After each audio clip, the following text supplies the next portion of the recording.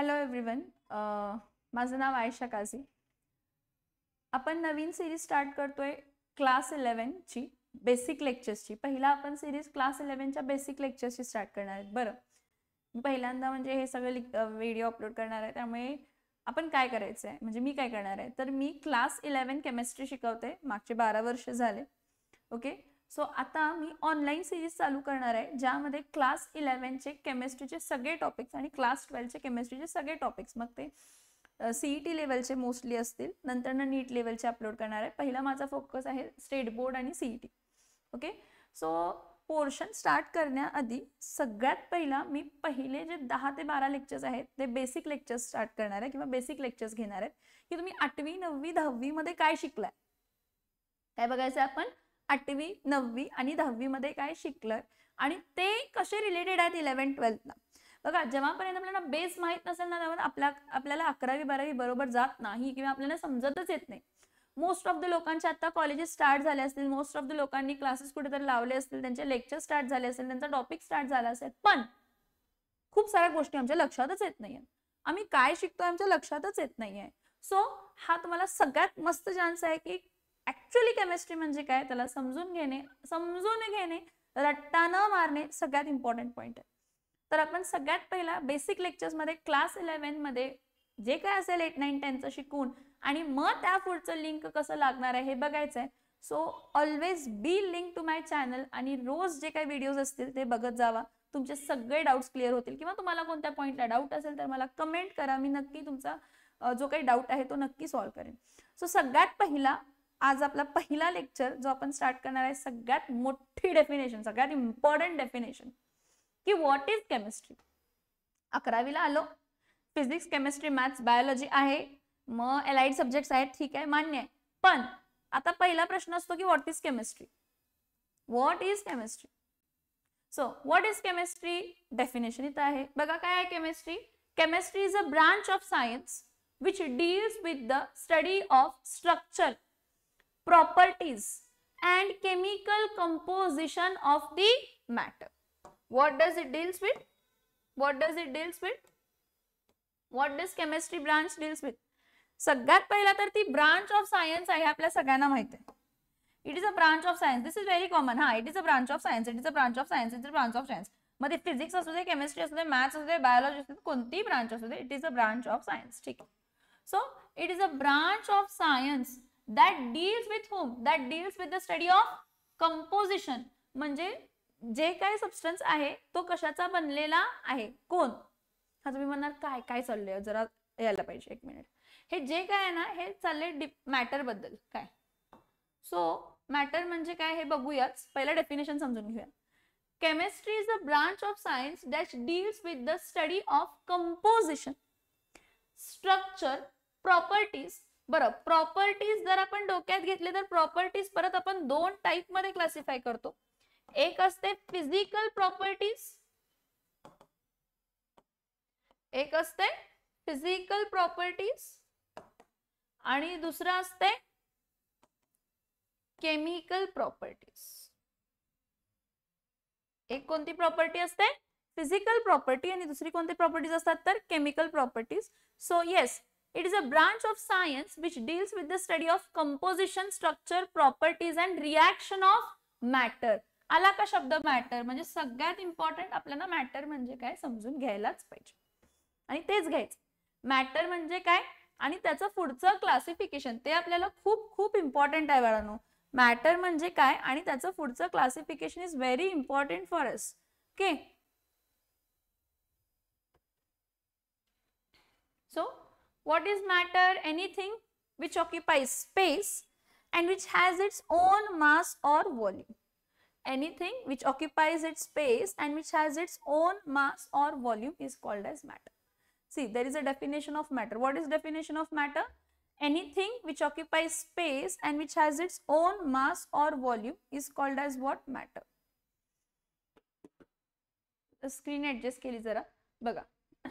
What is matter? कोणतीही वस्तू या पूर्ण युनिवर्समध्ये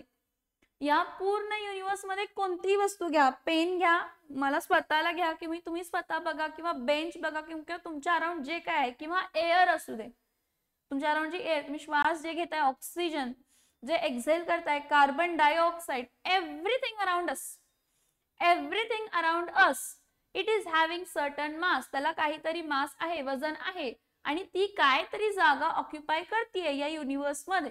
सो अशी कोणतीही वस्तू ज्याला स्वतःचं काहीतरी मास आहे आणि जी काहीतरी जागा ऑक्युपाय करते या युनिवर्स मध्ये, त्याला आपण काय म्हणतो? Matter. That is what? Matter. Anything in the universe which occupies space, जी काहीतरी जागा घेते, and which has its own mass or volume. Volume पण स्पेस ऑक्युपाइडच असते ऑलमोस्ट व्हॉल्यूम म्हणजे. So anything which occupies space and which has its own mass or volume is called as what? Matter. आता ह्या मॅटरचं अभ्यास करणं, ह्या मॅटर बद्दल अभ्यास करणं. काय अभ्यास करणं मॅटर बद्दल? तर त्याच्या स्ट्रक्चर बद्दल स्टडी करणं. कशाबद्दल स्टडी करणं? स्ट्रक्चर. फॉर एक्झाम्पल मी एक घेते, कार्बन डायऑक्साइड घेतला, CO2. आपण लिहितो CO2 कार्बन डायऑक्साइड, पण ऍक्च्युअली ह्याचा स्ट्रक्चर काय असतो कार्बन डायऑक्साइडचा? तर C डबल बॉन्ड O आणि डबल बॉन्ड काय असतो? तर म्हणजे इथं बॉन्ड आहे कार्बन मध्ये आणि ऑक्सिजन मध्ये. किती ऑक्सिजन आहेत? 2 ऑक्सिजन आहेत. हा, त्या 2 ऑक्सिजन मध्ये किती कोव्हॅलेंट बॉन्डिंग आहेत? 4. इथं डबल बॉन्ड आहे, इथं डबल बॉन्ड आहे. कोव्हॅलेंट बॉन्ड, आयोनिक बॉन्ड हे आपण शिकलोय 8वी 9वी 10वीत, किंवा शिकलाय किंवा लक्षात असेल नसेल, किंवा शब्द तर ऐकलाय, पण समजून घ्या मी काय सांगते. ह्यामध्ये शेअरिंग मुळे फॉर्म झालेला हा बॉन्ड, मग ह्याचं स्ट्रक्चर काय आहे? हा कार्बन आहे, त्याला डबल बॉन्ड, इथं एक ऑक्सिजन आहे, त्याला डबल बॉन्ड, इथं एक ऑक्सिजन आहे, ज्याचा मॉलिक्युलर फॉर्म्युला आपण CO2 लिहितो. मग हा स्ट्रक्चर झाला की C double bond O, C double bond O, त्यामध्ये एक सिग्मा, एक पाय, हे पुढे सगळं डिस्कस करायचं आहे. This is about structure. Composition. Chemistry is a branch of science which deals with the structure. तर स्ट्रक्चर तर झालं, C double bond O, C double bond O हा स्ट्रक्चर आहे, ठीक आहे. मग कंपोजिशन. कंपोजिशन म्हणजे काय? तर ह्या कार्बन डायऑक्साइड मध्ये कार्बनचा पर्सेंटेज किती आहे आणि ऑक्सिजनचा पर्सेंटेज किती आहे हे फाइंड करणे. कंपोजिशन. तो कशाचा बनलाय, त्यात काय काय एलिमेंट्स आहेत, ह्या केसमध्ये तर एलिमेंट्स आहेत, मग त्या एलिमेंट्स किती पर्सेंटेज मध्ये आहेत, किंवा दुसरा आणि कोणते कंपाऊंड आहेत का, ते कोणापासून बनवू शकतो. That is composition of matter and properties of matter. मग प्रॉपर्टीज ऑफ मॅटर परत मी सांगितलं 2 टाइप असतात properties of matter, physical properties आणि केमिकल प्रॉपर्टीज. मग फिजिकल प्रॉपर्टीज मध्ये काय येते की त्याची स्टेट कोणती आहे. मग CO2 कोणत्या स्टेट मध्ये असतो? नॉर्मली गॅशियस स्टेट मध्ये असतो. मग त्याला वास आहे का? वास नाहीये, नाहीये वास, ओडरलेस आहे. कलर आहे का? कलर नाही आहे, कलरलेस आहे. त्याचा मेल्टिंग पॉइंट काय? त्याचा बॉइलिंग पॉइंट काय? मग तो पाण्यामध्ये डिझॉल्व्ह होतो का? होत नाही. मग तो इलेक्ट्रिसिटी कंडक्ट करू शकतो की नाही करू शकत? त्याची रिफ्रॅक्टिव्ह इंडेक्स. फिजिकल प्रॉपर्टीज म्हणजे असे प्रॉपर्टीज जे त्या काही जो काही सबस्टन्स आहे त्याच्या कंपोजिशन चेंज न करता जे काही प्रॉपर्टीज दिसतात. सोप्या भाषेत फिजिकल प्रॉपर्टीज मध्ये एखाद्या सबस्टन्सच्या, एखाद्या मॅटरचा state, colour, odour, melting point, boiling point, refractive index, electrical conductivity, solubility, ह्या सगळ्या, डेन्सिटी, व्हॉल्यूम, ह्या सगळ्या एस्पेक्ट्स येतात. आणि केमिकल प्रॉपर्टीज म्हणजे काय? तर हा जो काही कार्बन डायऑक्साइड आपण आता मॅटर घेतलाय तो कोणाबरोबर रिॲक्ट होऊ शकतो आणि तो रिॲक्ट झाला तर काय काय फॉर्म करू शकतो. जो काय कार्बन डायऑक्साइड आहे, जो तो काय फॉर्म झालेला आहे, तो फॉर्म झालेला कार्बन डायऑक्साइड काय काय बनवू शकतो. मग तो ऍसिड बरोबर रिॲक्ट करतो का? मग तो बेस बरोबर रिॲक्ट करतो का? मग दुसऱ्या कोणत्या मेटल बरोबर रिॲक्ट करतो का? नॉन मेटल बरोबर रिॲक्ट करतो का? एअर मध्ये कसा आहे तो? इनर्ट आहे. मग कोणत्या टेम्परेचरला तो रिॲक्ट करणार, कोणत्या प्रेशरला तो रिॲक्ट करणार, किंवा कॅटलिस्ट लागणार, किंवा कार्बन डायऑक्साइड पासून मी काय काय बनवू शकते नवीन सबस्टन्सेस मध्ये. कशामध्ये?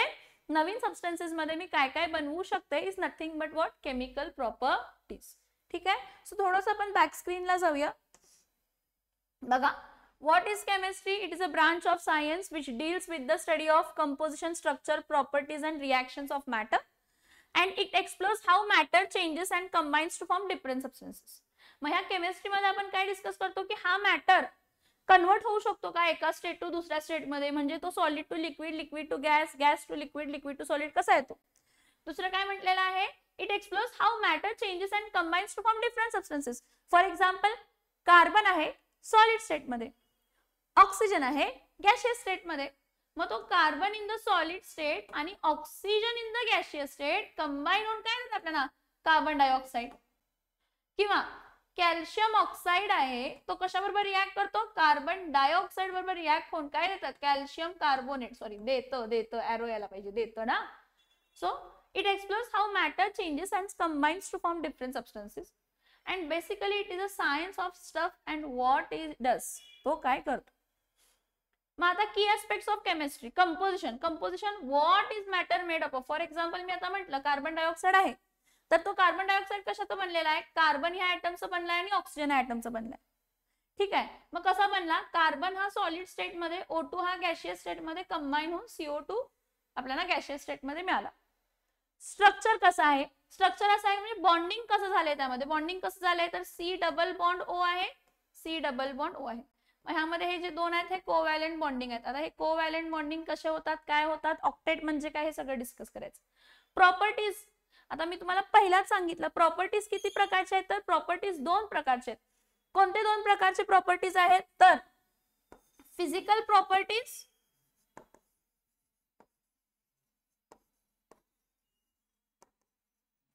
प्रॉपर्टीज ऑफ मॅटर, आणि दुसरं कोणतं असते तर chemical properties of matter.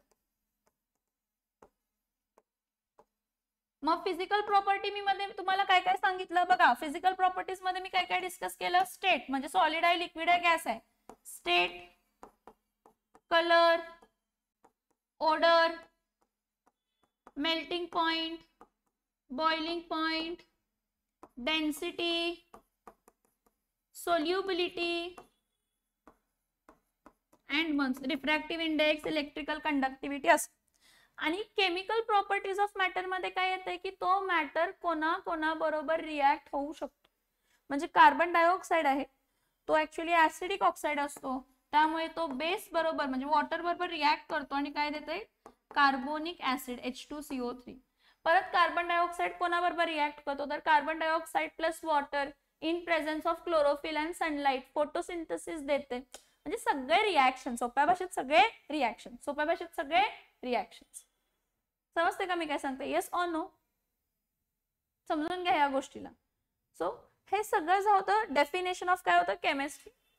Reactions म्हणजे काय असतंय की जो काय एलिमेंट आहे त्यापासून तुम्ही काय काय बनवू शकता कंबाईन करून, किंवा जो काय कंबाईन झालेला सबस्टन्स आहे त्याला ब्रेकडाऊन करून तुम्ही काय काय आणि बनवू शकता. ह्या गोष्टीला आपण काय म्हणतो तर केमिकल रिॲक्शन्स. आणि ह्या सगळ्याला जो एखादा मॅटर बद्दल, अ branch of science which deals with the structure, chemical composition, properties, मध्ये फिजिकल किंवा केमिकल प्रॉपर्टीज ऑफ मॅटर ज्यामध्ये येते त्याला आपण काय म्हणतो तर केमिस्ट्री. काय म्हणतो आपण त्याला, केमिस्ट्री. आणि ही जी काय केमिस्ट्री आहे ती सगळी रिव्हॉल्व होते अराउंड मॅटर. ही सगळी केमिस्ट्री कोणा अराउंड रिव्हॉल्व होत असते, मॅटर. आपल्या आयुष्यातले नाहीत, आपले लफडे नाहीत. मॅटर म्हणजे आपले लफडे नाही, केमिस्ट्रीतले लफडे. केमिस्ट्रीतले लफडे नाही, केमिस्ट्री मधलं matter. So what is matter, what is matter, what is matter, what is matter, what is matter. Anything in the universe that has mass, त्याला काहीतरी मास आहे, अँड ऑक्युपाय स्पेस करत. आणि एक लक्षात घ्या, एअर जरी घेतला, काय घेतला, एअर जरी घेतला तर एअर हा मॅटर आहे, कारण तो ऑक्युपाय करतो स्पेस युनिवर्स मधली, आणि त्याला काही ना काहीतरी मास आहे, आणि त्याला काही ना काहीतरी मास आहे. So anything in the universe that has a mass and occupy space and has a volume is considered as matter. और इन सिंपल टर्म्स आपण 8वी मध्ये बघितलेलं, a things you can touch, feel और सी. एअर आपण feel करू शकतो, pen touch करू शकतो, कोणतीही वस्तू टच करणे किंवा फील करणे किंवा आपण ज्याला बघतो त्याला आपण काय म्हणतो, मॅटर. मग मॅटर मेनली कशावरती डिपेंड राहतं तर मॅटरला एक तर मास असायला पाहिजे किंवा व्हॉल्यूम तर असायलाच पाहिजे. सो तिथं नेक्स्ट डेफिनेशन बघा, मास म्हणजे काय. Matter has a mass which is a measure of amount of substance in of an object. एखाद्या ऑब्जेक्टचं मेजरमेंट करणं की किती अमाऊंट ऑफ सबस्टन्स तो आहे त्याला आपण मास म्हणतो. मास ही इनहेरेंट प्रॉपर्टी आहे ऍक्च्युली, फिजिक्स मध्ये आपण तेही बघतो. So mass is often measured in grams और किलोग्रॅम्स. आणि SI युनिट जी असते ती किलोग्रॅम्सची असते. SI युनिट काय आहे तर kilogram. Now what is volume. Matter occupy space. हा, मग ती स्पेस किती स्पेस ऑक्युपाय केली, that is nothing but volume. आणि normally volume is measured in cubic centimetre और लिटर. हे बघा व्हॉल्यूम जे आहे आपण लिटरमध्ये पण मेजर करतो किंवा मिलीलिटरमध्ये पण मेजर करतो. मिलीलिटर म्हणजेच सेंटीमीटर क्यूब असते आणि डेसिमेट्रिक क्यूब म्हणजे काय असते तर लिटर असते. डेसिमेट्रिक क्यूब म्हणजे लिटर आणि मिलीमीटर म्हणजे काय असते तर सेंटीमेट्रिक क्यूब असते. काय असते? सेंटीमेट्रिक क्यूब. समजलं बाळांनो व्हॉट इज मॅटर? ठीक. आता नेक्स्ट बघा, एकच मिनिट स्लाइड चेंज करते. ओके, सो आपण बघितलं काय व्हॉट इज मॅटर. आपण काय म्हटलं what is matter? Anything which occupy space and which has its own mass और volume is called as what? Matter. नाव सगळ्यात इम्पॉर्टंट प्रश्न, what is matter made up of? मग मॅटर कशाचा बनलेला असतो? मॅटर म्हणजे काय? मॅटर कशाचा बनलेला असतो? आपण 8, 9, 10 मध्ये हे डिस्कस केलेलं आहे. स्पेशली क्लास 9 मध्ये आपण हा बघितलंय की मॅटर कशाचा बनलेला असतो. तर हे बघा, 2 फिलॉसॉफर्स होते. एक ग्रीक फिलॉसॉफर होते आणि एक इंडियन फिलॉसॉफर होते. ग्रीक फिलॉसॉफरचं नाव आहे डेमोक्रिटस आणि इंडियन फिलॉसॉफरचं नाव आहे Maharshi Kanad. See this are philosophers.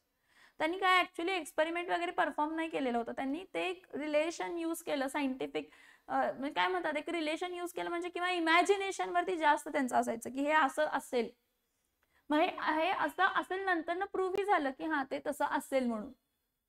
पण what is matter made up of? सगळ्यात पहिला ग्रीक फिलॉसॉफर डेमोक्रिटस. त्यांनी काय म्हटलं की तुम्ही मॅटरला डिवाइड करत जावा. कोणताही मॅटर घ्या, फॉर एक्झाम्पल हा पेन आहे, या पेनला तुम्ही डिवाइड करत जावा, डिवाइड करत जावा, डिवाइड करत जावा, तर तुम्हाला एक स्मॉलेस्ट पार्टिकल मिळेल जो की इनडिव्हिजिबल असेल. जो की काय असेल? इनडिव्हिजिबल. समजते का मी काय सांगितलं? ऋषी कणाद नाही, डेमोक्रिटस. सगळ्यात पहिला आपण डेमोक्रिटस बद्दल डिस्कस करतो. So what happened? What happened? Democritus, Greek philosopher Democritus, he said, you take any matter and you go on dividing that matter, then you will get a smallest particle. तुम्हाला एक smallest particle मिळेल जो की indivisible असणार आहे, invisible असणार आहे आणि indestructible असणार आहे. जो की invisible असणार आहे, इनडिस्ट्रक्टिबल असणार आहे, इंडिव्हिजिबल असणार आहे. सगळ्यात पहिला तर इनडिव्हिजिबल हा शब्द त्यांनी सांगितला. कारण काय आहे, त्यांनी शब्द अटोमियो असं प्रोनाउन्स केलेलं होतं. काय प्रोनाउन्स केलेलं होतं? अटोमियो.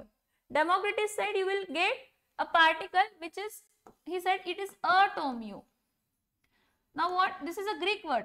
अ म्हणजे अन आणि टोमियो म्हणजे काय असते तर डिव्हिजिबल. म्हणजे तुम्ही जर मॅटरला डिवाइड करत गेला तर तुम्हाला एक स्मॉलेस्ट पार्टिकल मिळेल जो की अटोमियो आहे आणि तो अटोमियो म्हणजे काय, त्याचं मीनिंग होतं तर अनडिव्हिजिबल.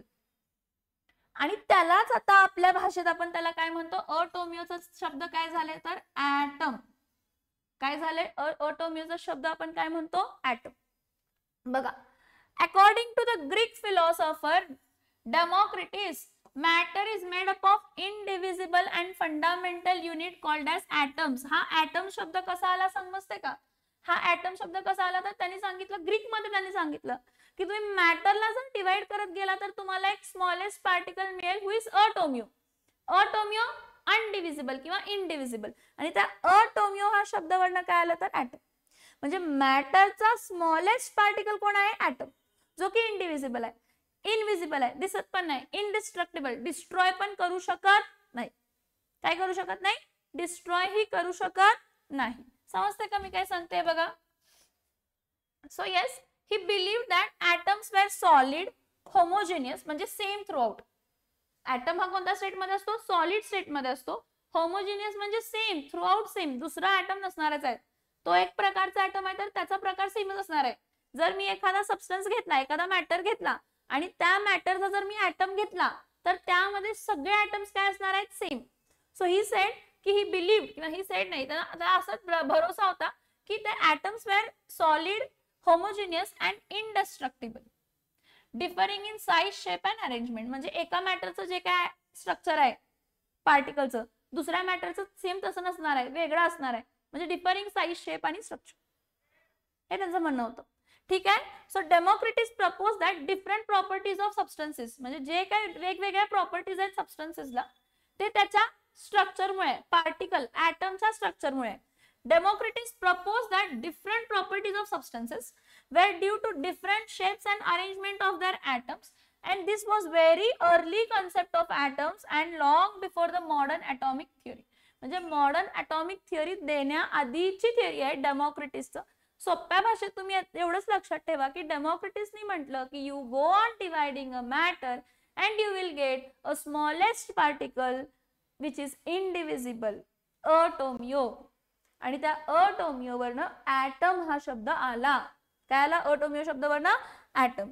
सो काय म्हटलं बघा, डू यू नो की Democritus idea were largely based on philosophical reasoning.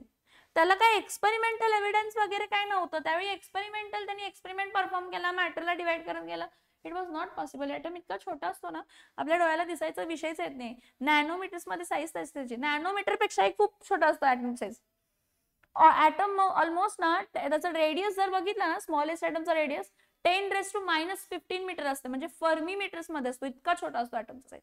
त्यामुळे त्यावेळी एक्सपेरिमेंटल एव्हिडन्स आणणं तेवढे चांगले मायक्रोस्कोप्स वगैरे काय नव्हते. इलेक्ट्रॉन मायक्रोस्कोप आता म्हणजे 20th सेंचुरीमध्ये आपण फाइंड आउट केलं असेल, पण त्यावेळी नव्हतं. So it was just a philosophy. हा असं केलं तर असं मिळेल, या कन्सेप्ट वरती. Who said all about this? All about matter. What is matter made up of? Matter is made up of smallest particle, which is indivisible, invisible and indestructible. हे कोणी सांगितलं? डेमोक्रिटिसने. कुठं सांगितलं? ग्रीसमध्ये. तसं इंडियामध्ये पण एक फिलॉसॉफर होता ज्याचं नाव आहे महर्षी कणाद. आणि महर्षी कणादचं पण म्हणणं सेमच होतं. महर्षी कणादचं पण म्हणणं काय होतं? Same. He was also of same opinion. पण दोन वेगवेगळ्या प्लेसेस होते. आतासारखं इंटरनेट वगैरे काय नव्हतं. लगेच डिस्कवरी झाली, लगेच युट्यूबला आलं, लगेच रील्स बनल्या, असं काय नव्हतं. तर it was a time gap, distance gap असं म्हणूया. पण दोघांचं म्हणणं काय होतं? सेम.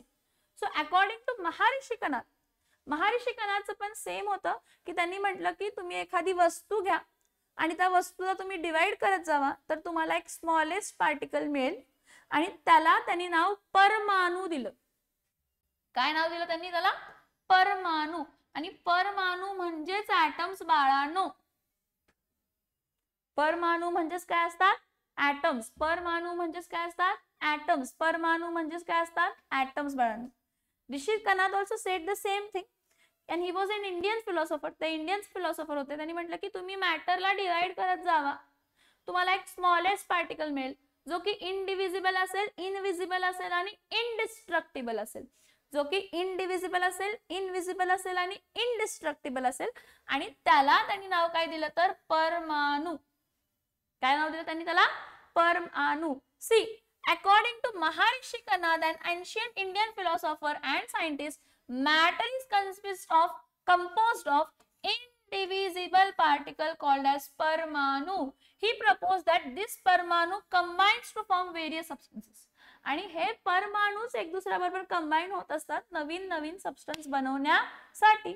आणि that the properties of this substance depends on the nature of atom and their combination. मग जो काही मॅटर बनलाय तो कोणत्या परमाणूपासून कंबाईन होऊन बनलेला आहे त्याच्यावरती त्याच्या प्रॉपर्टीज डिपेंड राहणार आहेत. त्याच्यावरती त्याच्या प्रॉपर्टीज.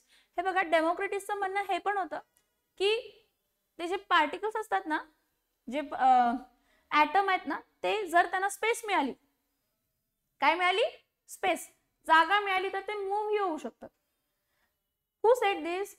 डेमोक्रिटिस, Greek philosopher. त्यांनी म्हटलं की जर ॲटम जे आहेत स्मॉलेस्ट पार्टिकल आहेत, ठीक आहे, आणि त्यांना जर स्पेस मिळाली तर ते कॉन्स्टंट रॅन्डम मोशन मध्ये असणार आहेत, एका जागेला थांबणार नसणार आहेत. पण स्पेस मिळायला पाहिजे. पण काय मिळायला पाहिजे? स्पेस. पण काय मिळायला पाहिजे? स्पेस. पण काय मिळायला पाहिजे? स्पेस. समजते का मी काय सांगते? Yes or no? Okay. So बघा काय म्हटलं की हा, that the properties of these substances depends on the nature of atom and their combination. See, Maharishi Kanad's idea predate those of Democritus and represent one of the earliest known attempts to understand fundamental building block of matter. म्हणजे matter कशाचा बनलेला आहे. जर तुमचा घर बघितला तर घर बनताना आपण विटा यूज करतो ना, ब्रिक्स यूज करतो. सो ब्रिक्सला आपण काय म्हणतो? बिल्डिंग ब्लॉक ऑफ काय आहे तर ते घर. तसं कोणतीही वस्तू अराउंड अस ज्याला आपण मॅटर म्हणतो त्याचा बिल्डिंग ब्लॉक आहे ॲटम. त्याचा बिल्डिंग ब्लॉक काय आहे? ॲटम. त्याचा बिल्डिंग ब्लॉक काय आहे? ॲटम. त्याचा बिल्डिंग ब्लॉक काय आहे? ॲटम. हे बघा, आता तर आपण खूप पुढे आलेलो आहेत, आपल्याला थोड्या गोष्टी माहिती आहेत काय.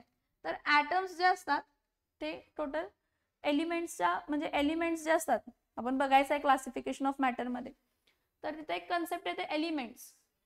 एलिमेंट्स कोण असतात आपण हे परत बघायचं आहे, पण जरा बघा. Who are elements? Elements are made up of only one type of constituent particle. Made up of only one type of constituent particle. Elements are made up of only one type of what? Constituent particles. आता बाळांनो constituent particle हा शब्द का म्हटलं तर ते constituent particle atoms पण असू शकतात किंवा मॉलिक्युल्स पण असू शकतात. कॉन्स्टिट्यूएंट पार्टिकल का म्हटलं तर ते जे काही कॉन्स्टिट्यूएंट पार्टिकल्स आहेत, ते जे काही कॉन्स्टिट्यूएंट पार्टिकल्स आहेत ते काय असू शकतात? ऍटम्स पण असू शकतात आणि मॉलिक्युल्स पण असू शकतात. नाउ यू नो दॅट की आपण 10वीला शिकलोय मॉडर्न पिरियोडिक टेबल 118 एलिमेंट्स आहेत आणि 118 एलिमेंट्सचे 118 टाइप ऑफ ॲटम्स आहेत. 118 एलिमेंटचे 118 टाइप्स ऑफ काय आहेत तर ॲटम्स, आणि 118 टाइप ऑफ जे काय ॲटम्स आहेत, काय म्हणते बघा मी, 118 टाइप्स ऑफ जे काय एलिमेंट्स आहेत त्यांचे 118 टाइप्स ऑफ काय असणार आहेत तर ॲटम्स असणार आहेत. जरा इथं बघा, हा पिरियोडिक टेबल आहे बाळांनो. काय आहे हा? What is this? This is a periodic table. What is this? This is a periodic table. आणि हे पिरियोडिक टेबल मध्ये एलिमेंट्स अरेंज केलेले आहेत आणि ते दर एलिमेंटचा जर तुम्ही डिवाइड करत गेला, दर एलिमेंटला जर तुम्ही डिवाइड करत गेला तर तुम्हाला स्मॉलेस्ट पार्टिकल मिळेल जो की इनडिव्हिजिबल असतो, इनविजिबल असतो आणि इनडिस्ट्रक्टिबल असतो. समजते का मी काय सांगितलंय? समजते का?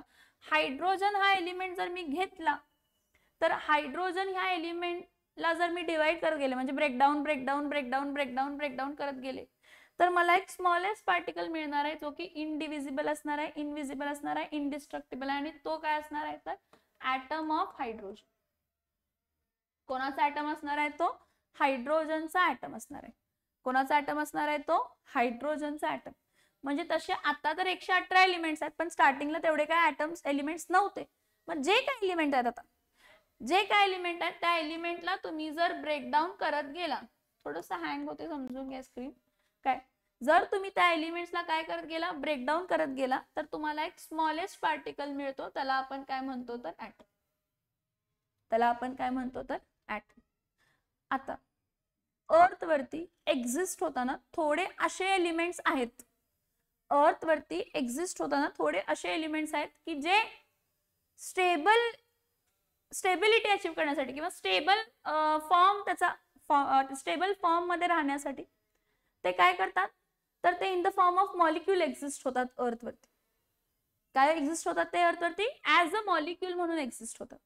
ऍज अ मॉलिक्यूल म्हणून एक्झिस्ट होतात. मी काय म्हटलं, थोडे एलिमेंट्स जे आहेत पिरियोडिक टेबल मध्ये, हा आपल्या पिरियोडिक टेबल मध्ये जे काय एलिमेंट्स आहेत, हे जे थोडे एलिमेंट्स आहेत, हे एलिमेंट्स जेव्हा अर्थ वरती एक्झिस्ट होतात, ठीक आहे, त्यांचा स्मॉलेस्ट पार्टिकल ॲटम आहे, पण फ्री स्टेट मध्ये, पण कसल्या स्टेट मध्ये फ्री स्टेट मध्ये एक्झिस्ट होण्यासाठी किंवा स्टेबल स्टेट मध्ये एक्झिस्ट होण्यासाठी थोडे एलिमेंट्स जे आहेत ते मॉलिक्युल्सच्या फॉर्म मध्ये असतात.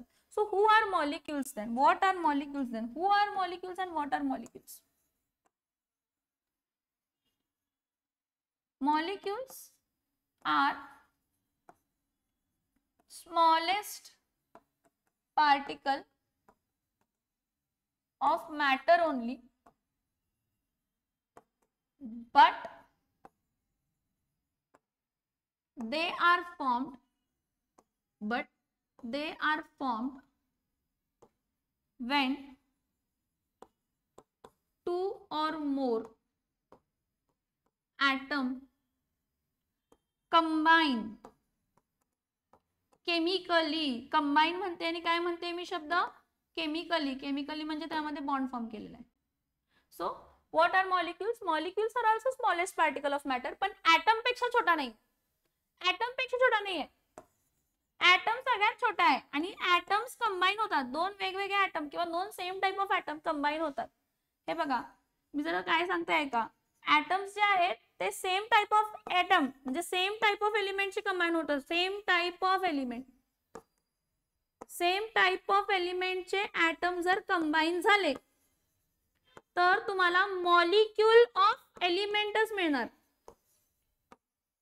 तो जो काय फॉर्म होणारा मॉलिक्यूल काय आहे तर तो एलिमेंटचाच असणार आहे. मग कोण? H2 gas, Cl2 gaseous state मध्ये, Br2 गॅशियस स्टेट मध्ये, I2 गॅशियस स्टेट मध्ये, N2 गॅशियस स्टेट मध्ये, O2 गॅशियस स्टेट मध्ये. हे जेवढे काय आहेत हे सगळे मॉलिक्यूल्स आहेत. N2, O2, H2, Cl2, Br2, I2 हे अर्थ वरती एक्झिस्ट होतानाच मॉलिक्यूलच्या फॉर्म मध्ये एक्झिस्ट होतात. हे अर्थ वरती एक्झिस्ट होतानाच कशाच्या फॉर्म मध्ये एक्झिस्ट होतात तर molecule. So same type of element चे जर ऍटम्स असतील तर बघा सेम टाइप ऑफ एलिमेंटचे ऍटम्स जर कंबाईन होत असतील तर ते आपल्याला मॉलिक्यूल ऑफ एलिमेंट मिळते. काय मिळते आपल्याला? मॉलिक्यूल ऑफ काय मिळते तर एलिमेंट. आणि जेव्हा different type of atoms, so different type of एलिमेंट्सचे ऍटम कंबाईन होतात, ऍटम काय होतात? कंबाईन होतात. त्यावेळी आपल्याला मॉलिक्यूल मिळतं, पण तो मॉलिक्यूल ऑफ काय असणार आहे? कंपाऊंड. ठीक. थोड्यांना शब्द समजत असतील एलिमेंट्स म्हणजे काय, थोड्यांना शब्द समजत असतील कंपाऊंड म्हणजे काय. नाही समजला आता तरीही चालते. आपण क्लासिफिकेशन ऑफ मॅटर बघायचं आहे, डिटेल मध्ये बघायचं, त्यामुळे हे सगळे तुम्हाला डाउट्स जे काय आता क्रिएट झाले असतील ते दूर होतील. पण मला आता एक क्लॅरिफिकेशन तुम्हाला हा द्यायचं आहे की मॅटर जो आहे त्याला डिवाइड करत गेला तर स्मॉलेस्ट पार्टिकल मिळतो जो की इनडिव्हिजिबल, इनविजिबल आणि इनडिस्ट्रक्टिबल आहे. त्याला नाव आलं ऍटम. जसं नाव काय आलं तर ऍटम. आता हा ऍटम जो आहे हा ऍटम कंबाईन होतो आणि स्मॉलेस्ट पार्टिकल बनवतो मॉलिक्यूल्स.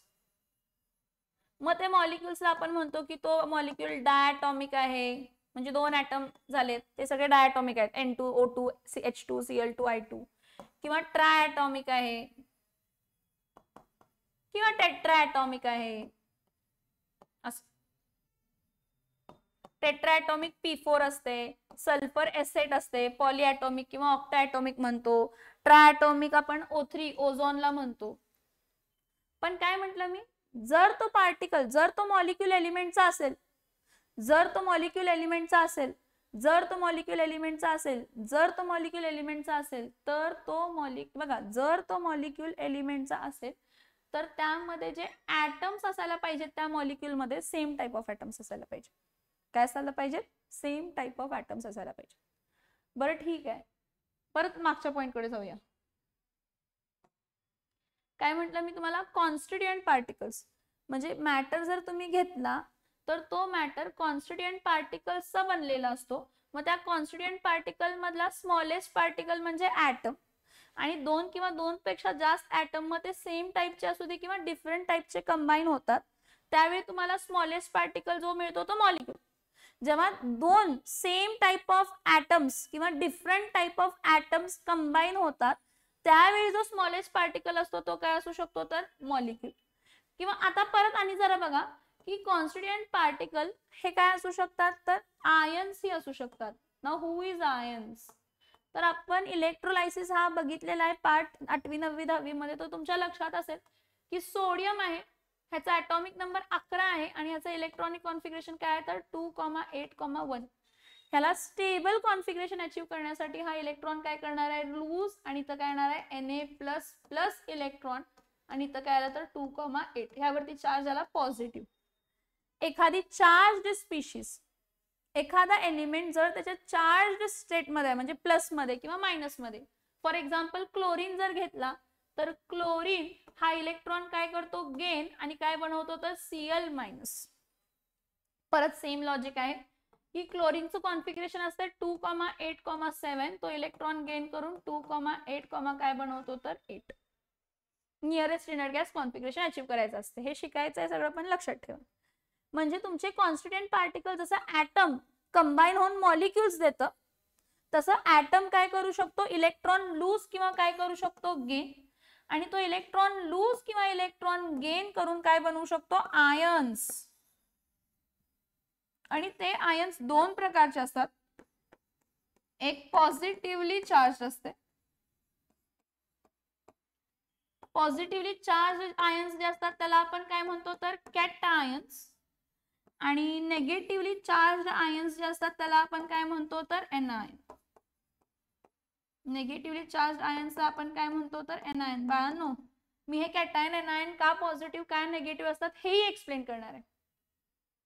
कॅटायन्स एनायन्स का पॉझिटिव्ह असतात किंवा का निगेटिव्ह असतात हेही मी एक्सप्लेन करणार आहे तुम्हाला. फक्त लक्षात घ्या की कॉन्स्टिट्युएंट पार्टिकल हा शब्द जेव्हा येतो यापुढे आयुष्यात, तेव्हा ते कॉन्स्टिट्युएंट पार्टिकल्स ॲटम्स पण असू शकतात, ते कॉन्स्टिट्युएंट पार्टिकल मॉलिक्युल्स पण असू शकतात, किंवा ते कॉन्स्टिट्युएंट पार्टिकल आयन्स पण असू शकतात.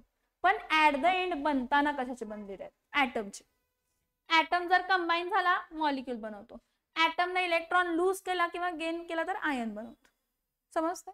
सो ठीक आहे, atom is the smallest particle of matter, but this atom combines chemically to give molecule, and that is also smallest particle, or it may lose or gain electron to form ions which may be positively charged, जे काय positively पण charge असू शकतो किंवा negatively ही charge असू शकतो. इथपर्यंत समजतंय का बघा? ह्या पॉइंट पर्यंत लक्षात येतंय का बघा की आपण ह्या लेक्चर मध्ये डेफिनेशन ऑफ केमिस्ट्री बघितली. ठीक आहे, त्यानंतर काय बघितलं? डेफिनेशन ऑफ केमिस्ट्री नंतर मॅटर म्हणजे काय बघितलं, आणि मॅटर कशाचं बनलंय हे बघितलं आपण. आता मॅटर कशाचं बनलंय हे आपण बघितलं. ठीक आहे, आता पुढच्या लेक्चर मध्ये आपण क्लासिफिकेशन ऑफ मॅटर स्टार्ट करायचं. काय स्टार्ट करायचं? Classification of matter. So lecture समजून घ्या, नाही समजत असेल तर मला डाऊट विचारला काय असतील तर, आणि नक्की आपण ही सिरीज खूप चांगली बनवूया सो दॅट तुमचे बेसिक्स क्लिअर झाले की तुम्हाला 11वी आणि 12वीचे टॉपिक्स डिफिकल्ट जाणार नाही. So be connected to my channel, subscribe करा माझ्या चॅनलला, म्हणजे तुम्हाला अपडेट येतील की लेक्चर अपलोड झालेलं आहे आणि तुम्ही ते बघू शकता, आणि तुमच्या फ्रेंड्स बरोबरही तुम्ही ते शेअर करा. ठीक आहे, थँक्यू.